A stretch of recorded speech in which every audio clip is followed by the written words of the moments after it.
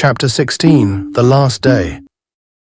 Karna glanced at the array of arrows stacked in different quivers within his chariot.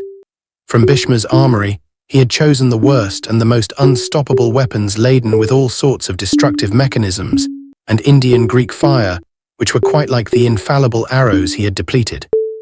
But now he had completely forgotten which one was what and hence had no idea what to pick to land his final blow.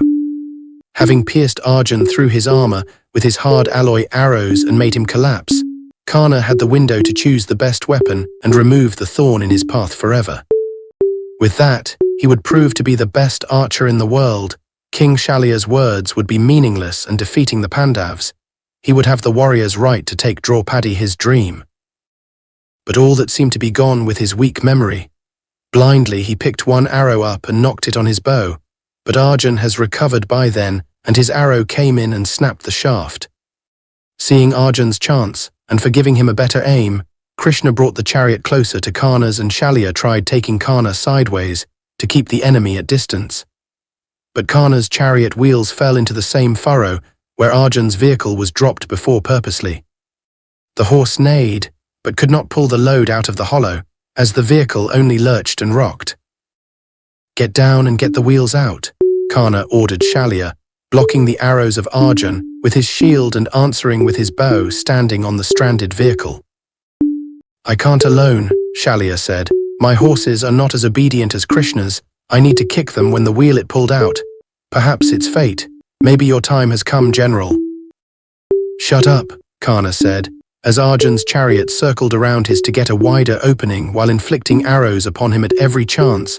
"I'll pull the wheel out. You kick the horses." Bloodied and with shafts sticking out of his arms and armor, Karna jumped down from the chariot, and keeping the vehicle between him and his enemy, he grabbed the sunken wheel and started pulling it out. Krishna brought Arjun around the chariot and gave him a clear shot of Karna. "Stop, Arjun," Karna said, struggling with the wheel. "Let me free my chariot first, and then you engage me. I am not afraid of you, but I ask you to honor the warrior's virtue." "Now you remember virtue," Krishna spoke aloud to Karna, as Arjun was lowering his Gandiv. "Where was this virtue when you plotted to kill the Pandavas? Where was this virtue when you enjoyed the plight of an honorable princess and ordered her to be stripped of it? Where was this virtue when you enjoyed the wealth of the Pandavas, depriving them of it?" Arjun raised his bow again, and sighing with a hung head, Karna left the wheel and picked up his weapons to fight. He was not fighting to prove his worth anymore or from any rivalry. He was fighting for his very life now. Shooting arrows desperately and blocking with his shield, while getting gashed and wounded, he afflicted one strike that made Arjun lose his grip on his bow and falter for a moment. Taking advantage of that, Karna returned to the wheel and pulled with all his might, while the horses of his chariot neighed as they were forced to drag. But it was taking more time than it took Arjun to regain his grip. "Kill him, Arjun," Krishna ordered, and Arjun, recollecting Karna's part in all the atrocities done towards them and their wife, picked up an arrow with a crescent moon-shaped tip. Knocking it on his bow and stretching the string to his ears, Arjun released the arrow and without warning it sliced off the head of Karna. Splattering blood from the gaping neck, the body thudded to the ground, with the chariot lurching back to its stuck position. Leaving a bloody trail, the head rolled meters away, as the surrounding fell quiet for a few seconds. The son of a charioteer, the identity he chose to keep died at the wheels of his own chariot. After that the Pandav troops, along with Bhim, Nakul and Sahadev, roared out and blew their conchs, filling the welkin with the sounds. The Kauravas were devastated, and Duryodhan, seeing his brothers and best friend killed mercilessly before his eyes on the very same day, fell to his knees on the ground, shocked and stupefied. With their general dead, the Kaurav army who were witnessing the battle scattered away in fear and hopelessness. "Come back and fight," Duryodhan growled and raised his bow. "The day isn't over yet. Do your duty. Don't let them get away with murdering my friend and your general." But his words had no effect on the soldiers as they fled away, giving up the war. King Shalya, returning from the stuck chariot towards the Kaurav side, waved his hands at them. He shouted, "Don't be fools. Even if you run away today, the enemy will hunt you down and kill you. Hold your ground. Reassemble in camp and we turn the tides again. Don't sink yourself to hell by abandoning battle. Shalya met Duryodhan, going to the opposite side, with his mace raised up, desirous to avenge his close ones. The king of Madra stopped him and said, "Don't, all this slaughter is caused by you, Duryodhan. No more life should be wasted today. Back to camp, we fight again tomorrow." Rallied by Shalya's words, the army and Duryodhan, alongside Ashwatthama, Kritavarma and Kripa, returned to their camp, hopeless, grieving and shedding tears. The Pandavas with their troops triumphantly headed back to their camp, with their heroes of the day, Arjun and Krishna. The noises made by them, and the conchs, as they entered camp, was enough for Yudhishthir to understand that his objective was fulfilled. The biggest thorn in their path has been removed. 18th day of battle. The army of Pandavas and Kauravas have now been reduced to the numbers of a single battalion. The majority of them was now the soldier of Madra. So, at Ashwatthama's suggestion, King Shalya was given the duty of generalissimo, keeping in mind the law of his leadership qualities and his strength of arms. It was mutually decided that no warrior will take on the formidable Pandavas alone. They would either fight together or avoid the five in battle. As the battle began on the day after Karna's death, the warriors no longer fought for glory or honor, but for their lives. With no great archer on the Kaurav side, except Ashwatthama, the Pandavas and the Panchals rained arrows and afflicted the Kaurav host, making them flee the battlefield for their lives. King Shalya, holding his duty as the generalissimo above everything else, held up his bow, rallied a group of soldiers and went forward on his chariot towards the Pandavas, shooting his arrows at them.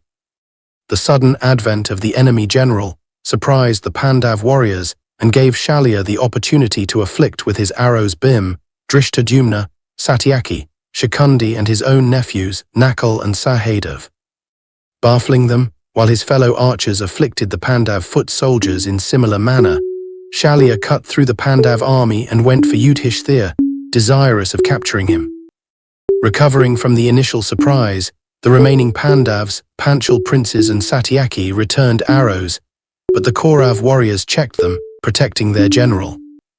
Kritavarma checked Bhim, Kripa blocked Drishtadyumna, Shakuni engaged the 5 sons of Draupadi and Ashwatthama was against Nakul and Sahadev. And showing extreme feat of courage, Duryodhan raised his bow against Arjun. Disengaging from Kritavarma, Bhim raced beside Shalya's moving chariot and received a lance to his chest from the general. Pulling out the non-lethally lodged weapon, Bhim used it to kill Shalya's charioteer and stopped his motion.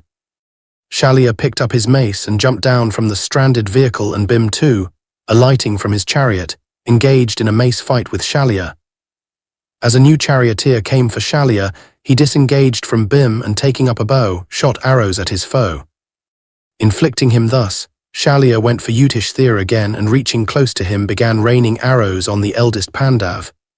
Dropping their battles, Nakul and Sahadev came for their maternal uncle and tried to dissuade him, using arrows. But Shalya broke the axle on Nakul's chariot, stopping him for good. Yudhishthir, determined not to be humbled in battle again, raised his bow and returned arrows to Shalya. Shalya's arrow broke Yudhishthir's bow, and he took up another in no time to counter-strike and broke Shalya's bow too. Shalya now took up his second bow and released arrows more incessantly, which Yudhishthir blocked by his shield. Then Shalya killed the horses on Yudhishthir's chariot, and seeing this, Bhim from a distance shot arrows on Shalya, and so did Sahadev, who was closing in from the other side. The sharp tips hit the strings in Shalya's armor, and it suddenly came off loose, exposing the general's body partially. Seeing his chance, Yudhishthir picked up a spear, and before the king of Madra could ready his protection, the eldest Pandav hurled it at Shalya, piercing his heart. Roaring in pain, Shalya fell dead from the chariot with the spear end sticking out of his chest. With the fall of the enemy general, the Pandavas blew their conchs triumphantly and the Kaurav army faltered. But the army of Madra did not seem to give up with the fall of their supreme commander. Desirous of avenging their leader, the army fought on in close combat, plunging into Pandav troops, felling soldiers and themselves getting slaughtered. To support them, the remaining Kaurav army went in, urged by Shakuni, "Go ahead and kill them all. I and my men will attack them from the rear." Taking his remnant of Gandhar tribesmen, Shakuni circled around the heated battle, towards the unprotected rear of the Pandav array. Even though the din and dust, Yudhishthira noticed that in time and dispatched Sahadev with a portion of the soldiers to protect the rear. Meanwhile, Duryodhan had retreated to safety from Arjun, and the latter was engaged in slaughtering the small remnant of Samsaptak's suicide squad of Trigarta, headed by King Sushama. Bhim used his mace to bludgeon the few elephants left in the Kaurav army, eliminating the high threats, and then he hammered dead the remaining sons of Dhritarashtra. All the Kaurav brothers were dead now, except for one Duryodhan. Sahadev's battalion met Shakuni's at the rear of the army, and a great slaughter began there. Shakuni and Sahadev exchanged arrows piercing each other and bleeding the enemy. Then in quick succession with his arrows, Sahadev broke Shakuni's bow and also the sword that he picked up after that. Shakuni threw a spear and that too, Sahadev deflected aside with his shield.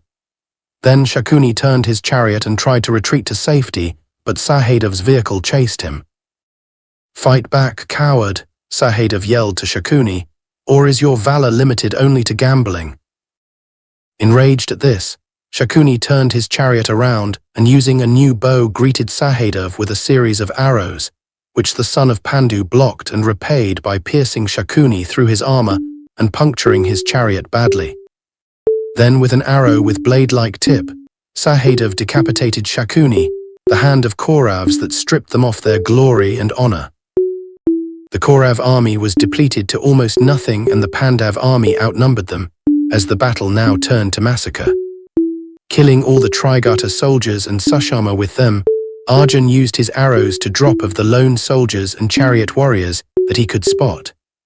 Krishna's eyes, however, was looking for the enemy leader, for whom the Kauravs have fought and killed themselves for so long. He finally noticed the flag of elephant symbol of Duryodhan and said to Arjun, "There, Arjun, we must get Duryodhan and not let him escape today. Seeing the state of his army, he is surely known by now that he has lost and is definitely planning to escape. We must stop him and eliminate him. Otherwise, he would come back to bite us all." With Drishtadyumna, Satyaki and Bhim, Arjun and Krishna proceeded towards Duryodhan's chariot and found that it was empty. Bhim climbed into the chariot to check well, but there was really no one inside. Bhim looked around at the weapons, amongst which seemingly only the mace was missing. Then Bhim stared at the distant horizon with a frustrated hiss and immediately pointed at a silhouette at the eastern horizon. That could be him. The coward is standing there, watching from safety. They all together rode on their chariots and rushed towards the figure, only to find that it was Sanjay, the Kaurav war chronicler. Satyaki was the first one to reach him, and he grabbed him by the hair and lifted him up on the Yadav's chariot, as the man struggled and protested. "He is useless to us," Drishtadyumna said, and Satyaki unsheathed his sword to kill Sanjay, who was horrified. "Hold on," Krishna said, "he might know where Duryodhan is." "If I tell you, will you let me go?" Sanjay asked, at which Krishna nodded and Bhim said, "We will. After all, you must go to Dhritarashtra and tell him that all his sons are dead or soon will be. His son's allied army, the full 11 corps of it, lies in pieces in this field and his brave son took to flight. All this for the sins he allowed in his court and his rule. Now tell us where that wretch is." Sanjay gulped and replied, seeing the army devastated and no hope of winning, he went to the east, protected by Kripa, Kritavarma and Ashwatthama. "But I don't know where." "You should be safe here for the time being," Kripa said to a morose Duryodhan, as the four men stood in the dense woods surrounding a lake in the vicinity of the Kuru Field. Ashwatthama said, "With our soldiers gone, the Pandavs will raid our camp in search of you. We three, Uncle Kripa, Kritavarma and I, will go and see which ones of our soldiers have lived and get back those who have fled if we can. If by tomorrow we can gather a considerable force, we will continue the fight. Otherwise, we will arrange for a safe way to travel to Hastinapur for gathering more army. I know some hermits who can help." He then drew closer to Duryodhan of wet bloodshot eyes and added, "We won't give up, I won't give up. till the killer of my father lives." Duryodhan, with the heavy mace in his grip, hugged Ashwatthama and said, shedding tears, "In this hour of darkness you are the only light I see. Whatever happens, I will not forget you, or the preceptor, or my friend Karna for how much you people did for me." To be continued. Stay tuned for the next chapter,